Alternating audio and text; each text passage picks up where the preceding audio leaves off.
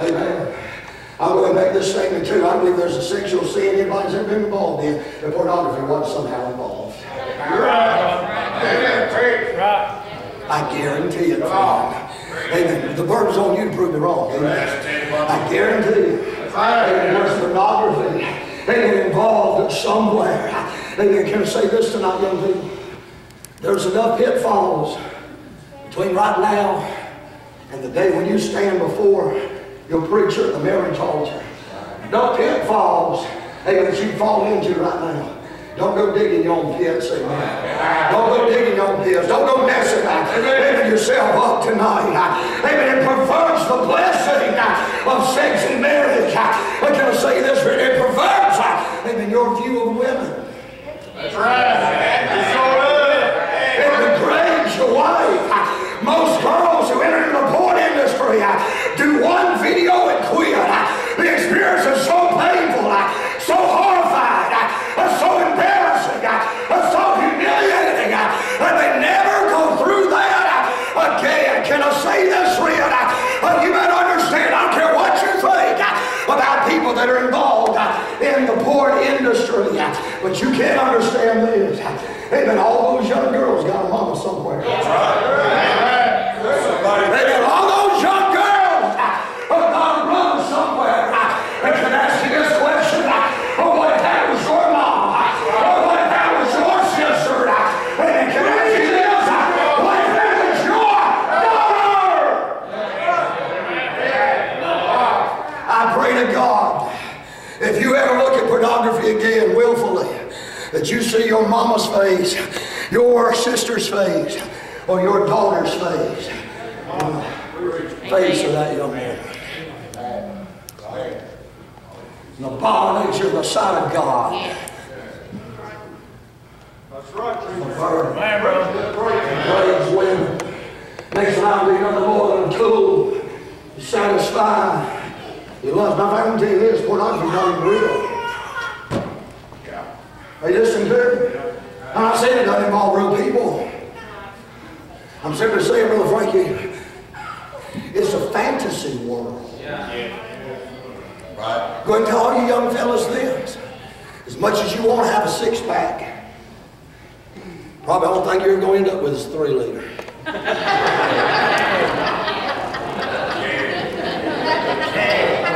Are you listening to me? I'm telling you what a lot of you men get in trouble. Us men get in trouble. Look at these men's magazines. You're going to build bigger and stronger muscles.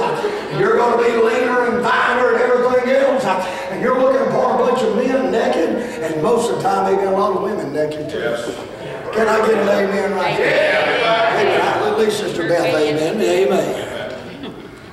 You with me tonight? Amen. I want to see how be bigger and faster and stronger. The Bible said the Sodomites burned in their lust one to another. That which is unseen.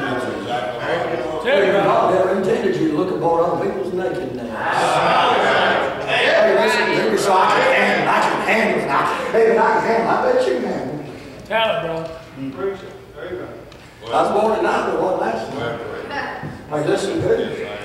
Hey, these men's magazines, I tell you what they're designed for. They're designed for fornicators who like to play the field and play the dating game and go to the bar and take a woman home every night. That's a good role model. That's a real good role model. Hey, but keep following after that role model. Hey, but don't tell them where you'll end up. It's perverted. It's a fantasy world. It's not even designed for the pleasures of those who are involved in it. Designed to arouse you. Ephesians 5, verse 25 says, husbands, love your wives, even as Christ also loved the church and gave himself for it. It perverts the blessing of sex in marriage. It perverts your view of women. Number 3, it gets worse. You say, which one are you talking about? I'm talking about them. Maybe people say, I'm just looking. I'm just lusting. Right. I'm not doing anything. There's only one problem with that. That's not how it works. Right. It's kind of like with a ball and going to one of these switches and turning it on and getting upset because the lights come on.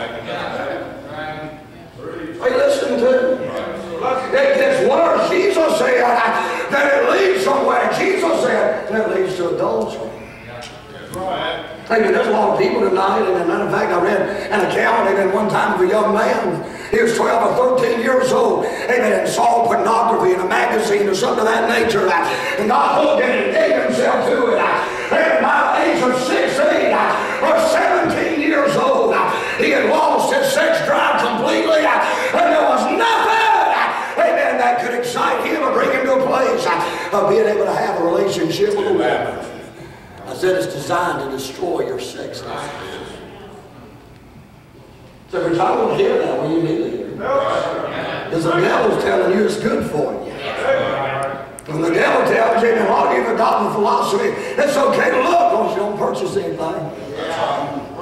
Have you ever tried going to Cracker Barrel or someplace like that and looking at the menu and not ordering anything? Hey, you go and they say, I Lay's potato chips, can't eat just one. Hey, have you ever tried? You with me? Amen. I'm simply saying this tonight, friend. Amen. Whatever the size of your problem is now, amen, as far as pornography is concerned, it's going to get worse. Amen. You'll look at worse. Your thoughts will get worse.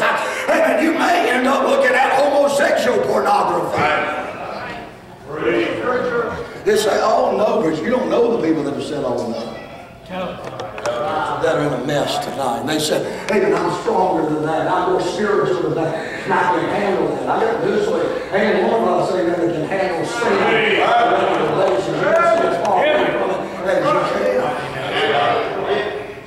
Trying to warn somebody tonight. Help somebody this evening. Look at Romans 16. I preached this verse so many times. You know, it's amazing how God leads